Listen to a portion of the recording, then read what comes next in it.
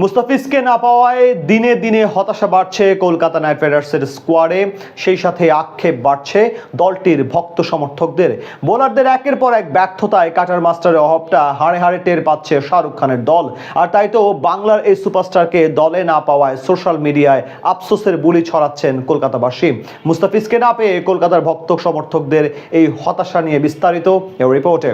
রোহিত কোহলিদের দেশে আইপিএল এক উৎসবের মঞ্চ হলেও কলকাতা নাইট রাইডার্সের ভক্ত সমর্থকদের কাছে এটা রীতিমতো এক বিষাদে পরিণত হয়েছে। অনেক আশা নিয়ে নিলামের মঞ্চে কোটি কোটি টাকা খরচ করেছেন কলকাতার মালিক শাহরুখ খান, কিন্তু সেই খরচ অনুযায়ী সার্ভিসটা আর পাচ্ছেন না কলকাতা।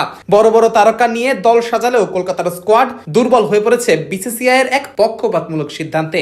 আর এই দুর্বলতাতেই এখন বড় সমস্যার মুখে পড়েছে কলকাতা। সেই সাথে ভক্ত সমর্থকদের মনে জমা পড়েছে একরাশ হতাশা। প্রথম ম্যাচে মুম্বাই ইন্ডিয়ান্সের বিপক্ষে 221 রানের লক্ষ্য দাঁড় করিয়েও কলকাতার বোলাররা রান খরচ করেছে বেশ বাজে ভাবে। সেই সাথে ম্যাচটাও হেরেছে লজ্জাজনক উপায়ে। বোলিং ডিপার্টমেন্টে কেউই প্রত্যাশাটা পূরণ করতে পারছে না। প্রতিপক্ষের ব্যাটারদের আটকাতে ব্যর্থ হচ্ছে কলকাতার বোলাররা, যার প্রভাবটা গিয়ে পড়ছে ম্যাচে। আর এমন পরিস্থিতিতে মোস্তাফিজুর রহমানকেই স্মরণ করছে কলকাতার ভক্ত সমর্থকেরা। তাদের দাবি, মোস্তাফিজ যদি কলকাতার এই স্কোয়াডে থাকতে পারতেন তাহলে পরিস্থিতি অন্যরকমও হতে পারত।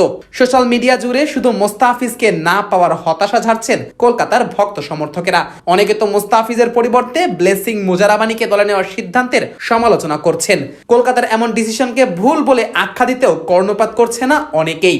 বর্তমান সময়ে শর্টার ফরম্যাটের ক্রিকেটে মোস্তাফিজুর রহমানের জুড়ি নেই। তার কাটার স্লোয়ারের সামনে ব্যাটারদের কিছুই করার থাকে না। ক্রিকেট বিশ্লেষকদের মতে মোস্তাফিজ বাঁহাতি মুত্তিয়া মুরলীধরন। কবজির মোচরে মোস্তাফিজ ব্যাটারদের সাথে ছেলে খেলা করেন প্রতিনিয়তই। ব্যাটাররা তো বুঝতেই পারে না তার কোন বলের গতি কেমন হবে আর কোন বল কোন দিকে ঘুরবে। এর পাশাপাশি ডেথ ওভারেও বেশ কার্যকরী ভূমিকা রাখতে সক্ষম বাংলার এই কাটার মাস্টার। সেই সাথে নতুন বলেও উইকেট তুলে নেওয়ার সক্ষমতা আছে বাংলার এই সুপারস্টারের। অথচ এই বোলারকে বাদ দিয়ে কলকাতা দলে ফিরিয়েছে জিম্বাবুয়ের পেসার ব্লেসিং মুজারাবানিকে। লম্বাকরণের এই ফাস্ট বোলারের কাছে গতি আছে ঠিকই, কিন্তু কখন কাকে কিভাবে বল করতে হবে সেই অভিজ্ঞতায় মুস্তাফিজের থেকে ঢের পিছিয়ে আছেন এই পেসার।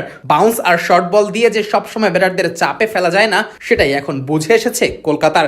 আর এ কারণেই তো কলকাতা টিম ম্যানেজমেন্টের সিদ্ধান্তে অনেকটাই হতাশ দলটির সমর্থকেরা। তার উপর আবার যুক্ত হয়েছে মাথিসা পাথিরানার স্কোয়াডে যোগ না দেওয়া। লঙ্কান এই পেসার ইনজুরির কারণে দলে যুক্ত হতে পারেননি এখনো।